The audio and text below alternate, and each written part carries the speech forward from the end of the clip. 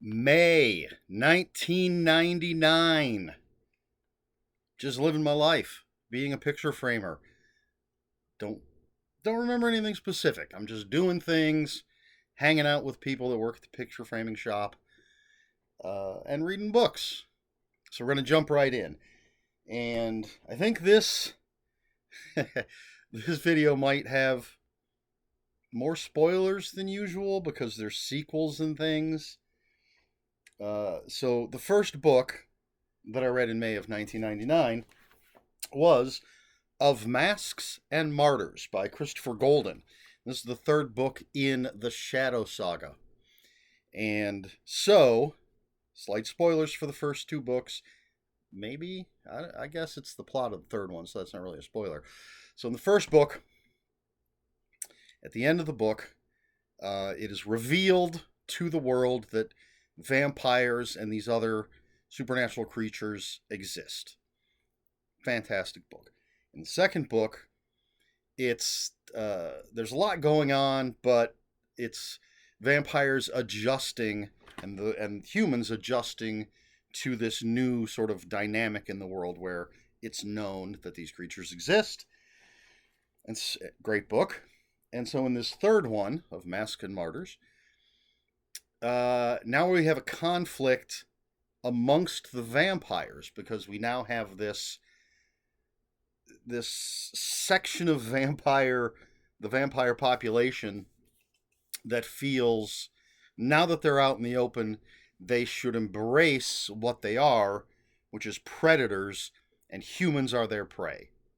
They don't have to hide in the shadows, so they're just gonna act like they're the top of the food chain. And then there's, of course, the good guy faction, depending on your point of view, who thinks that vampires should just live amongst humans. So there's fighting amongst the vampires. And another great book. Again, Christopher Golden. It's good stuff. I have not read I think there's 5 books in the series. I have not read the last 2. The original trilogy, fantastic. Of Masks and Martyrs by Christopher Golden. Next up, we have Jova'S Angel by Sharon Shin. This is a sequel to Archangel, which was a book that was spoiled for me by the back cover copy. I mean, it straight up gives away the twist at the end. I'm going to spoil it a little bit because I'm talking about the sequel. So this takes place 100 years after the events of the first book, if I'm not mistaken. And I have notes. Did I write anything else down? No. Basically, it's this world where everybody believes in God. There are these angels or archangels that pray to God, and God provides things.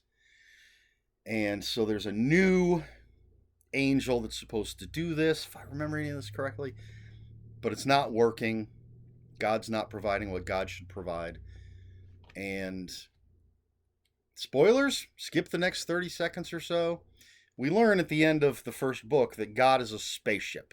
This is another planet, and the angels are the people that can basically request things from the spaceship, and it will send them down to the planet.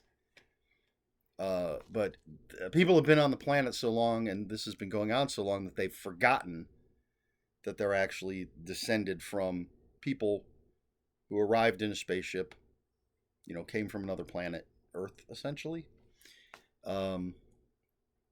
So now, basically, there's something wrong, even though they don't know it's a spaceship. They just think it's God. There's something wrong with the spaceship, and it's not responding properly.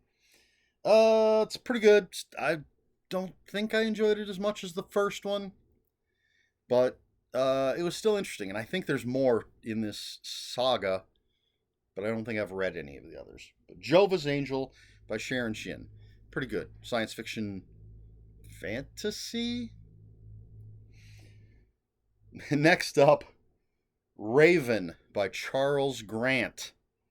I'm assuming that the copy I read did not have his middle initial, because some of his books do, some don't. I didn't write it down, so it must not have been on the cover. So Raven, there's a motel, diner, place There's a snowstorm. Roads are closed down. People are trapped inside. I believe there are 3 employees, 3 locals, and 3 strangers. It's like 9 people all trapped inside. Somebody's watching. Somebody's stalking them. And the description that I read basically compared it to Agatha Christie's, and then there were none. So people start dying. People start disappearing. What's going on? Charles Grant. Chances are something supernatural is happening. Next, we have Smoke and Mirrors by Neil Gaiman. I like these covers. I bought all of my Neil Gaiman. Most of my Neil Gaiman books have this type of sort of pulpish cover. This is a short story collection. This says Short Fictions and Illusions. Neil Gaiman's short fiction, I think, is always just fantastic. And let's see if this happens to have... Wow, that's a lot of stuff. Shoggoth's Old Peculiar. There's a story... Murder Mysteries, I think, is the one about a murder in heaven. There's a story about a woman that finds the Holy Grail in a charity shop. Excuse me. Neil Gaiman, an amazing author, and I think he excels at short fiction. As much as I love his novels, his short stories, he's one of those writers, I think, that just... I don't want to say is better at short stories, because that sounds like I'm shortchanging his novels. Excuse me. But I don't know of a better way to put it. He's great at both, a little bit greater at short stories. Smoke and Mirrors, Neil Gaiman. Good stuff. Pardon me. Next, As One Dead by Don Basingthwaite and Nancy Kilpatrick. This is a World of Darkness book, Vampire the Masquerade, and it takes place in Toronto and is essentially Romeo and Juliet with vampires. In Toronto, the Sabbat, it's one of the vampire things. The Sabbat controls Toronto, but the Carmilla, another faction political thing, they're sort of in their own little ghetto called the Box. And some outside vampires come in to try and help the Carmilla get free of being stuck in the box. It's not a literal box, it's just a section of the city. But I guess a Carmilla and a Sabbat must fall in love. I don't recall specifically what it was.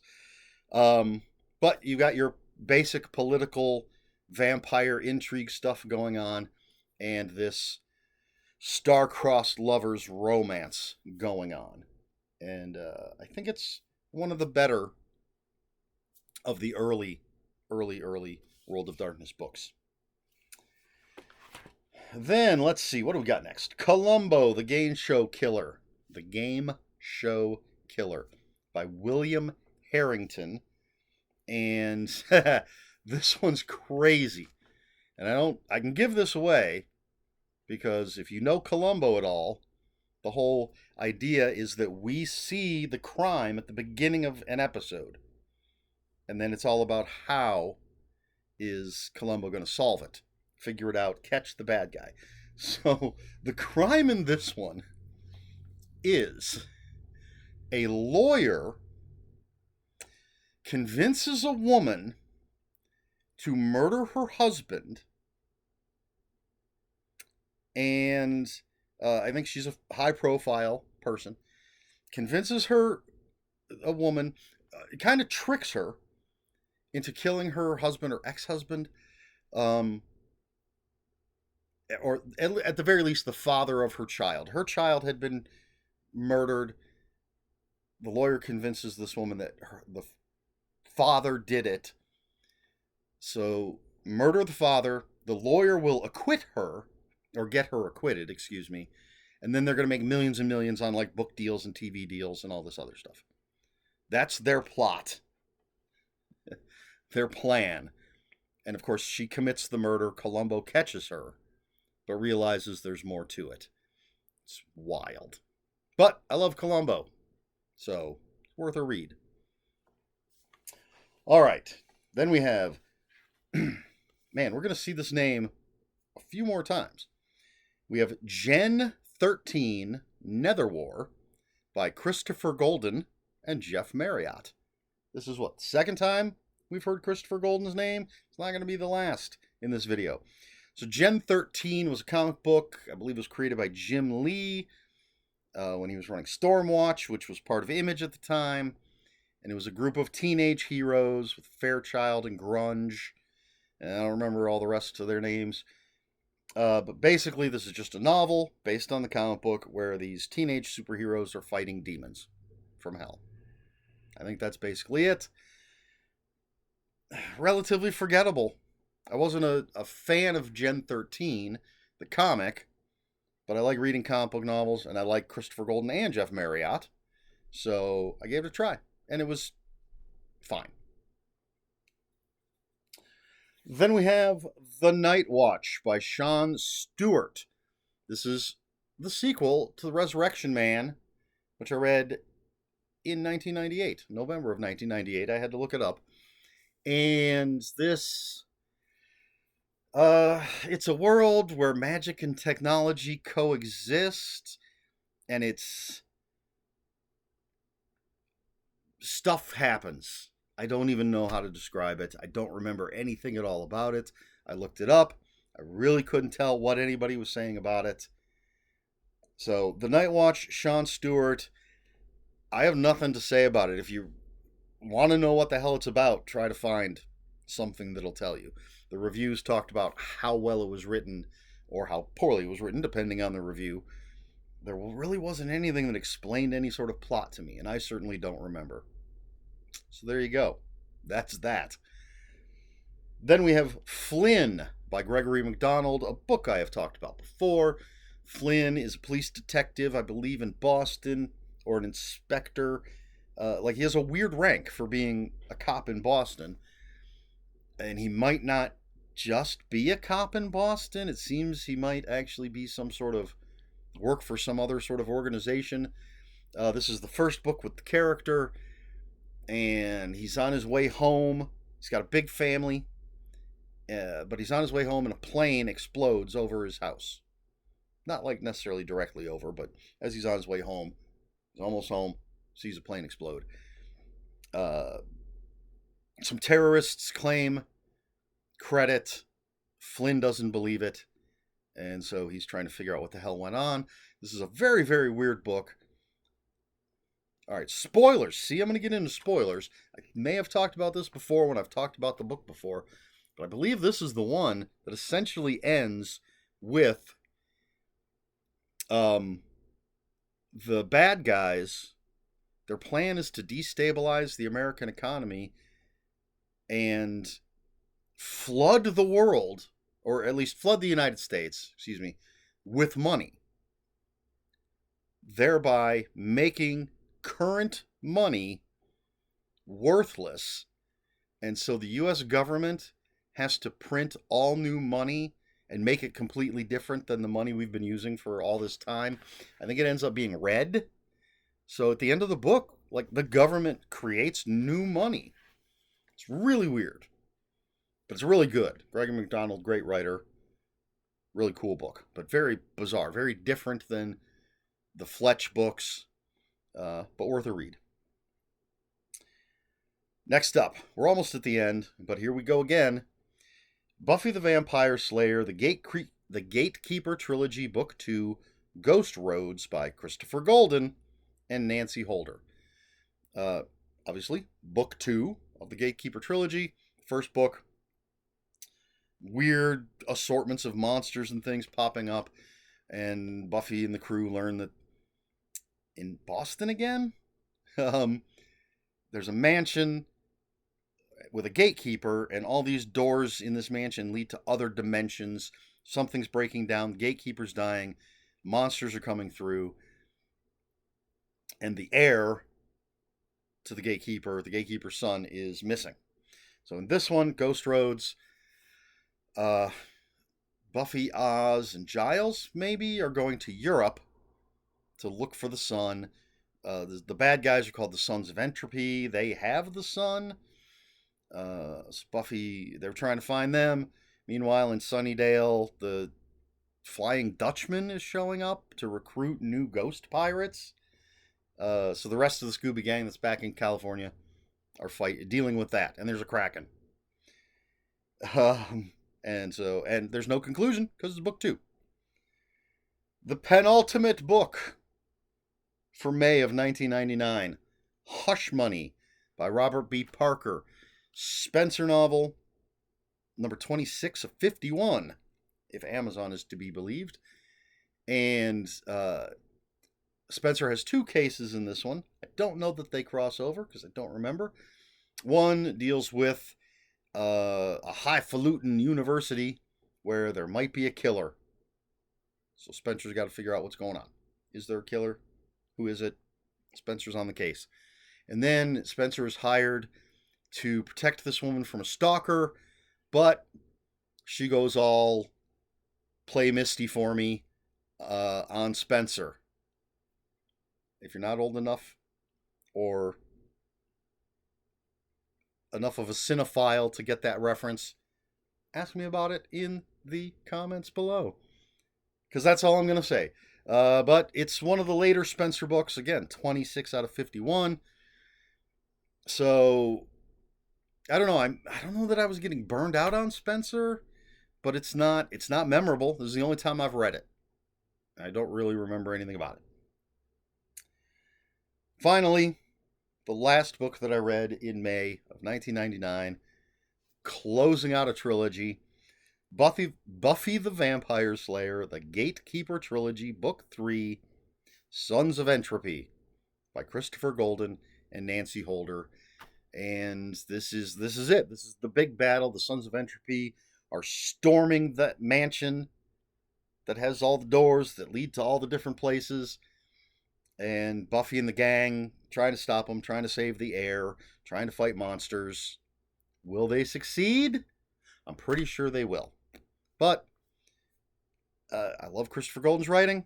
Nancy Holder, I love her writing, hate her endings. Love her writing until we get to the end. They're a good team. They're a good pair. They work well together. This is a decent Buffy story, in my opinion. And that's it. That is everything that I read in May of 1999. As usual, I didn't bother to think of a question. So, Neil Gaiman, are you a fan? Do you prefer his short stories? Do you prefer his novels? Have you watched any of the media based on his works? And what did you think? If you have, that's the main question because I couldn't think of anything better. But no, that's the secondary question. Here's the real question. Is there an author who you prefer their short stories to their longer works? Or vice versa, but that's neither here nor there. Yeah, so are there any authors where you like basically everything, although it doesn't have to be?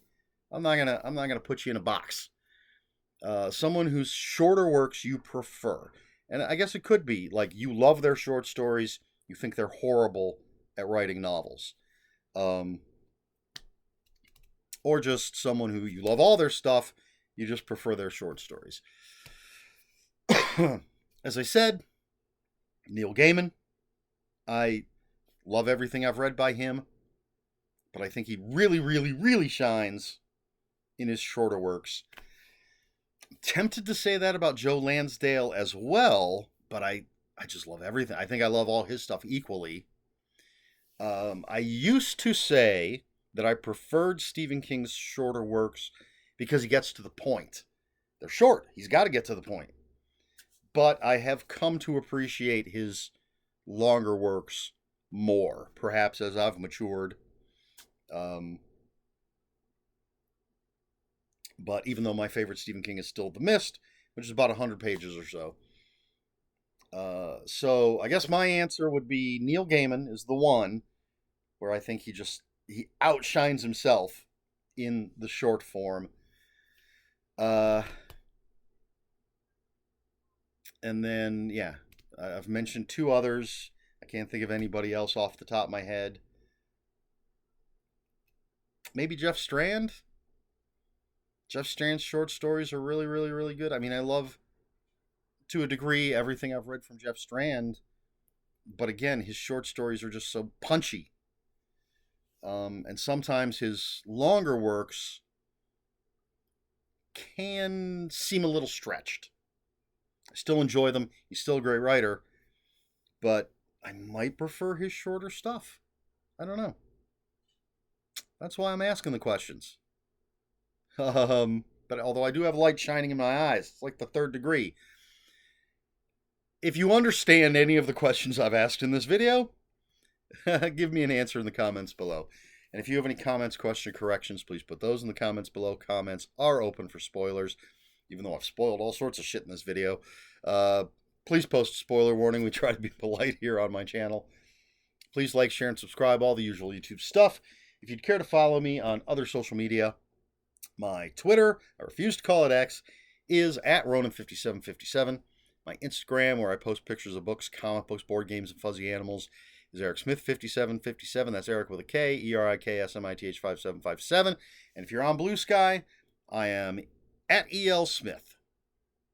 I think that's all you need to know. If you're already on Blue Sky, look up Eric with a K Smith, or EL Smith is where I'm at. That's it. That's all I have for you this week. So until next week, read more books.